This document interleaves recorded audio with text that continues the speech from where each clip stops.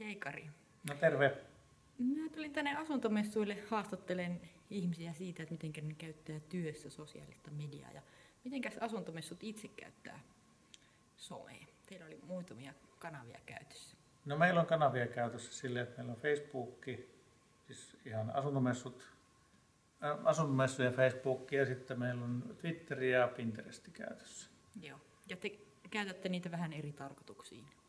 Joo, siis kaiken kaikkiaankin niin sitä kautta meidän tiedottaminen ja viestintä on huomattavastikin niin kuin erityyppistä kuin mitä tehdään sitten esimerkiksi niin kuin normaalisti lehdistötiedotteiden kautta. Ja se on semmoista letkeämpää ja yritetään löytää semmoisia kivoja aiheita, ideoita. Joo. Siellä voidaan järjestää Facebookissa kisoja, kaiken näköistä mukavaa, johon kuluttajat voi sitten yhtyä ja niin poispäin. Twitterin käyttöön on nyt lähdetty, niin kuin, voisi sanoa, että niin kuin vähän opettelemaan sitä. Ja sen idea ja ajatus meillä on kehittää sitä siihen suuntaan, että saataisiin tiedotettua niin kuin vaikkapa messualueella oleville ihmisille, että jos Remu Aaltonen tulee paikalle, niin että hän on nyt paikalla kohteessa 3 ja mistä mihin. Joo. Että jos kiinnostaa, niin voi mennä katsomaan. Tai mitä hyvänsä vastaavaa. Sakukoivu paikalla ja sitä tätä. Niin. Tai sitten toisinpäin on myöskin tarkoitus käyttää sitä tänä vuonna ja innostaa ihmisiä siihen, että ihmiset voi kertoa omia kokemuksiaan näistä eri asunnoista ja jakaa sitä tietoa sitten. Eli talotauluihin tulee tämmöisiä aktivointia. Meille tulee niin kuin kohdekohtaisia aktivointeja, että voi niin kuin ihmiset sitä kautta niin kuin kertoa omia mielipiteitään ja vinkata ja jakaa sitten niitä vinkkejä. Joo.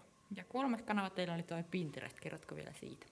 No sitten meillä on Pinterest, jossa on jo viime vuonna käytettiin sitä ja sinne tämä oli tarkoitus, että sinne ihmiset olisi niitä omia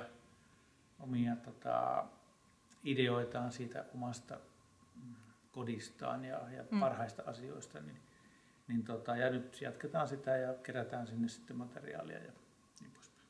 Joo. Oliko jotain uutta, mitä tulee nyt? Vai oliko ne QR-koodipohjaisesti, niin meillä oli viime vuonna jo käytössä Shortcut, joka on vastaavan tyyppinen kuin QR-koodi. Ja niissäkin on kohdekohtaisesti löytyy sitten se QR-koodi, jonka kuluttaja voi sitten ladata ja sitä kautta saada sitten kyseisen kohteen suunnittelijan niin kuin vinkit ja perusteet ja kertomuksen siitä kyseisestä kohteesta, mitkä on ollut niin kuin lähtökohtaisia ideoita, ajatuksia, asioita, joita on lähdetty toteuttamaan. Kuinka moni ihminen teillä näitä messujen aikana päivittää sitten näitä kanavia? Kanavia päivittää varmastikin niin kuin 3-4 ihmistä, mutta ei kaikki samaan aikaan tietenkään. Niin, mutta kyllä meillä on, niin kuin, meidän oma tiedottaja päivittää sitten messutoimiston tiedottaja ja tietysti hänen varamies. No niin, selvä. No, mukavia messuja teille. Kiitos. Kiitos.